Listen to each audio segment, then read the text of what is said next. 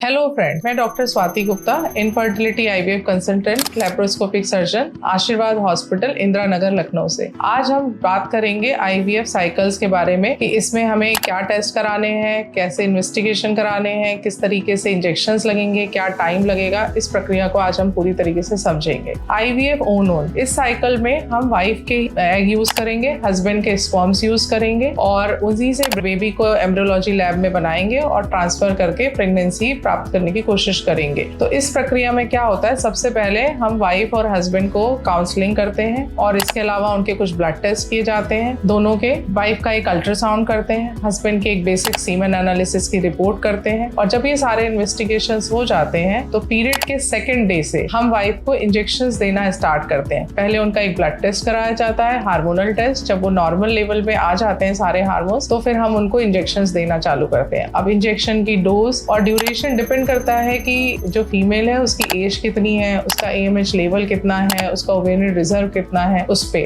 जो फीमेल्स कम एज की होती है, अच्छा ओवेरियन रिजर्व होता है, उनमें इंजेक्शंस की डोज कम जाती है। और जो ज्यादा एज जैसे 35 प्लस है, जिनका ओवेरियन रिजर्व बहुत अच्छा नहीं है, उनमें इंजेक्शंस की डोज थोड़ी ज्यादा जाती है। पर डे इंजेक्शंस लगते हैं। पहले शुरुआत के 5 दिन इंजेक्शंस लगाए जाते हैं, जो कि सब क्यूटिकुलर मेथड से लगाए जाते हैं। बहुत ही पतली निडल से लगाते हैं, जिससे इतना पेन नहीं होता जो नॉर्मल इंजेक्शंस में होता है। 5 दिन इंजेक्शंस लगाने के बाद फिर उनका एक अल्ट्रासाउंड किया जाता है, देखे जाते हैं कि एग्स कितने मैच्योर हो रहे हैं, कितने नंबर्स में एग बन रहे हैं। उसके अकॉर्डिंग हम डिसाइड करते हैं कि स्टिमुलेशन कितने दिन चलेगा। मोस्टली जो कपल्स होते हैं, मोस्टली फीमेल्स जो होती हैं, उनमें इंजेक्शंस 10 डेज के लिए दिए जाते हैं, पर किसी में 9 डेज में भी एग रेडी हो जाते हैं, किसी में 11 और 12 डेज भी लग जाते हैं। So depending on the follicular growth और उनके साइज हम ये चीज डिसाइड करते हैं। फिर जब हमारे एग्स पूरे बन के रेडी हो जाते हैं तो हमारा ट्रिगर टाइम आ जाता है, जिसको फिर हम उस दिन पेशेंट को ट्रिगर देते हैं और उसके 36 घंटे बाद हम ओवम पिकअप करते हैं, जिसमें कि एग रिट्रीवल प्रक्रिया जिसे बोलते हैं। ये शॉर्ट GMA की जाती है। पेशेंट को थोड़ा एनेस्थीसिया दिया जाता है, एनेस्थेटिस्ट उसको प्रॉपर एक एनेस्थीसिया देके फिर हम ये एग रिट्रीवल प्रक्रिया करते हैं, जिसको ट्रांसवेजाइनल रूट से किया जाता है। जो ट्रांसवेजाइनल प्रोब होता है उसके साथ एक निडल होती है, उसको अटैच करके एग्स को बाहर निकाल लिया जाता है ट्यूब्स में। पेशेंट को उस दिन खाली पेट भी आना होता है। उस दिन हस्बैंड का भी सीमेन सैंपल लिया जाता है और फिर उस सीमेन सैंपल्स को वॉश करके उसके स्पर्म्स के साथ और एग्स को